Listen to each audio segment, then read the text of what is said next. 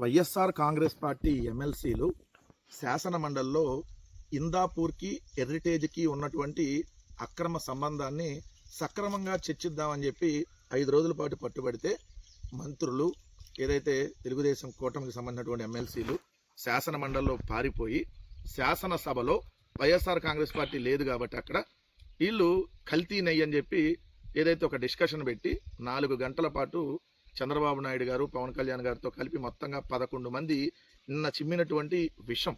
ఎందుకు విషం అంటున్నానంటే హిందూ మతాన్ని రెచ్చగొడుతూ ఏదైతే ఇక్కడ జరగకపోయినా అపచారాలు జరిగినాయి అని చెప్పి దారుణమైనటువంటి దుష్ప్రచారాన్ని అసెంబ్లీ సాక్షిగా చెప్పటం. నిజంగా ఒకప్పుడు అసెంబ్లీ అని అంటే అర్థవంతంగా దానికి సంబంధించినటువంటిది విత్ ఆధారాలతో డిస్కషన్ ఉండేది. అసెంబ్లీలో చర్చ జరిగింది అని అంటే అది నిజంగా చాలా గొప్పగా చర్చ అనేది ఉండాలి. కానీ పచ్చి అబద్ధాలు నిన్న చెప్పి చంద్రబాబు నాయుడు గారు మరొకసారి ఎలా దొరికిపోయాడో ఒక్కసారి మీరే చూడండి. ఇవాళ ఈనాడులో బ్యానర్ ఐటమ్ చూస్తే శ్రీవారి ప్రతిష్ట దెబ్బతీసే కుట్ర, కల్తీ నెయ్యి సహా మరెన్నో దుర్మార్గాలు, రాజశేఖర రెడ్డి హయాంలోనే కుట్ర మొదలు, జగన్ హయాంలో మరింత అరాచకం, వారు తప్పు చేసి మమ్మల్ని క్షమాపణ చెప్పాలంటున్నారు అని చెప్పి చంద్రబాబు నాయుడు గారు నిన్న చెప్పినటువంటి పచ్చి అబద్ధాలు. నిజంగా చంద్రబాబు నాయుడు గారిని ఎంత తిట్టినా తక్కువే. ఎందుకంటే పచ్చి అబద్ధాల కోరు, దగాకోరు, మోసగాడు, వెన్నుపోటుదారుడు ఇలా ఎవరన్నా ఉన్నారనంటే అది చంద్రబాబు నాయుడు గారికి సొంతం. ఇవన్నీ ఇలాంటి చెడు విధంగా ప్రచారం చేయటం.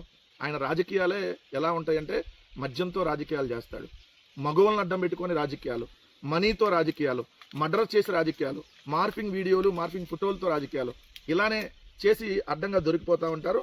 నిన్న శ్రీవారి ప్రతిష్టను దెబ్బతీసే కుట్రన్నారు కదా. ఎవరు చంద్రబాబు నాయుడు గారు శ్రీవారి ప్రతిష్టను దెబ్బతీసింది? 310 సంవత్సరాల చరిత్ర కలిగినటువంటి తిరుమల ప్రసాదం అంటే తిరుమల లడ్డులో మానవ జన్మలో పుట్టినవాడు ఎవ్వడు తిరుమల లడ్డులో కల్తీ అనే మాట్లాడాల. కానీ నువ్వు ముఖ్యమంత్రి హోదాలో ఉండి పంది కొవ్వు కలిసిందని, గొడ్డు కొవ్వు కలిసిందని, చేప నూనె కలిసిందని దుర్మార్గంగా మాట్లాడటమే కాకుండా ఇంకా కూడా దిగజారిపోయి బాత్రూంలో యాసిడ్ అని కూడా మొన్న మాట్లాడావంటే శ్రీవారి ప్రతిష్టను దెబ్బతీసింది ఎవరు? తిరుమలలో ఎప్పుడు తొక్కిసలాట జరగల. నువ్వు వచ్చిన తర్వాతే కదా తొక్కిసలాట జరిగి టికెట్ల కోసం క్యూ లైన్లో ఉన్న వాళ్ళు తిరుపతిలో కింద తొక్కిసలాట జరిగి 6 చనిపోయింది.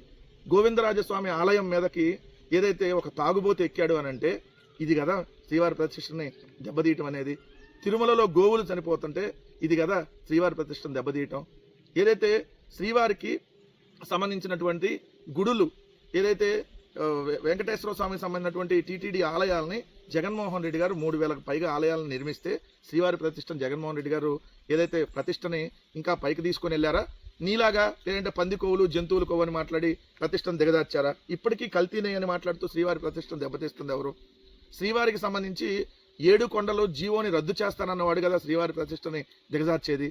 ఇవన్నీ గురువింద గింజ కింద దాన్ని నలుపు తెలియదు అన్నట్టుగా నువ్వు బూట్లేసుకొని పూజలు చేయటం, బూట్లేసుకొని వెంకటేశ్వర స్వామి ఏదైతే వెంకటేశ్వర స్వామి పట్టాలను పట్టుకొని నడవటం, ఇవన్నీ నువ్వు చేసి శ్రీవారి ప్రతిష్టను రాజశేఖర రెడ్డి గారు దెబ్బతీశారు, జగన్ గారు దెబ్బతీశారనే దుష్ప్రచారం చేయడానికి కనీసం కొంచెమన్నా సిగ్గుండాలి కదా చంద్రబాబు నాయుడు గారు. 2 జంతువుల కొవ్వు కలిసిందని న్యాయస్థానంలో సిట్టు దాఖలు చేసిన అనుబంధ ఛార్జ్షీట్ 35వ పేజీలో స్పష్టంగా ఉందంట. ఏమిచ్చారు 35వ పేజీలో? చదువుకున్నావు నువ్వు? చదువు వచ్చా నీకు? చదువు రాకపోతే చెప్పు, లేకపోతే నీ మనవడకు చూపించు దేవాంష్కి. అతనన్నా 35వ పేజీలో ఏముందో కరెక్ట్గా చూసి చెబుతాడు. ఏముంది 35వ పేజీలో? మీరు ఎన్డీడీబీ ఇచ్చిందన్నట్టుగా మీరు ఆరోపణ చేసింది ఉంది. కానీ ఎన్డీడీబీ ల్యాబ్ రిపోర్ట్ ఎప్పుడు జంతువుల కొవ్వు అని చెప్పాల. దీంట్లో ఏమన్నా వెజిటబుల్ ఫ్యాట్ కలిసి ఉండొచ్చు, అయినా మేము ఇచ్చినటువంటి రిపోర్టు ఖచ్చితమని మేము చెప్పలేమని కూడా సుప్రీంకోర్టుకి చెప్పింది ఎన్డీడీబీ. కానీ నువ్వు ఎట్లా చెప్పావు?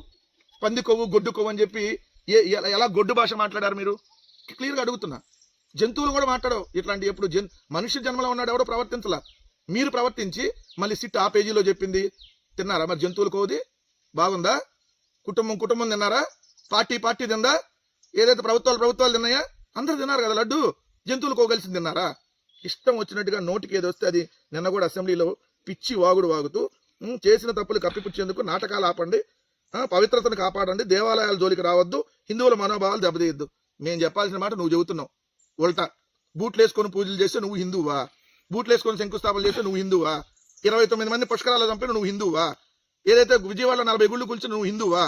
1000 కాళ్ళ మండపాన్ని కూల్చిన నువ్వు హిందువా? ఎట్ట నువ్వు హిందువు అవుతావు? ఏ రోజైనా బూట్లు తీసి పూజలు చేసావు నీ జన్మకి? హిందువు ఎట్లా అవుతావు నువ్వు? ఇక నువ్వు పవన్ కళ్యాణ్ హిందూ అంటే ఇక హిందువులందరూ ఏమైపోవాలి? హిందువులు మీరు అవమానించినట్టు కదా హిందువులు అంటే. ఎందుకు ఆయన ఏమంటాడు? బీఫ్ తినమంటాడు.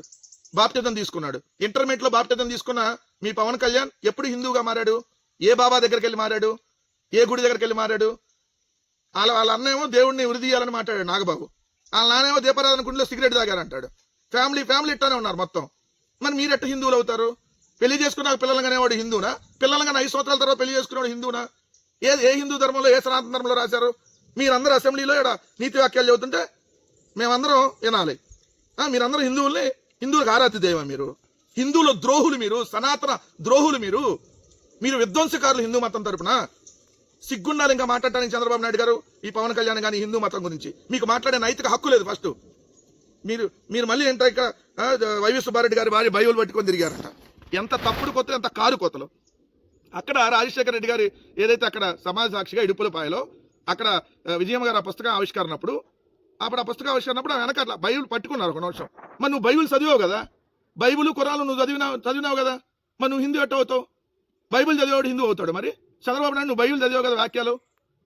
యేసు ప్రభువు ఏదైతే అమరావతికి నిధులు ఇచ్చేస్తున్నాడో అమరావతిని కాపాడుతున్నాడని చెప్పావు కదా. నువ్వు ఖురాన్ చదివావు కదా, ఖురాన్ చదివిన వాళ్ళు మరి హిందూ ఎట్ట అవుతారు? బైబిల్ చదివిన వాళ్ళు హిందూ ఎట్ట అవుతారు? మీరందరూ హిందువులంట. మళ్ళీ కరుణాకర్ రెడ్డి గారి గురించి ఇక్కడ తప్పుడు ప్రచారం. ఆయన ఫోటోలతో సహా చూపించాడు. మీ బాలయ్య వచ్చాడు దానికి, మీ బాలయ్య బాబు ఆ పెళ్లికి.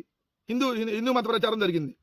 రోజు తప్పుడు ప్రచారం. ఒక అబద్ధాన్ని పదే చెప్పి అది నిజం చేయాలనేటటువంటి కుట్ర మరొకసారి చంద్రబాబు నాయుడు గారు చేస్తూ అడ్డంగా దొరికిపోయాడని చెప్పొచ్చు.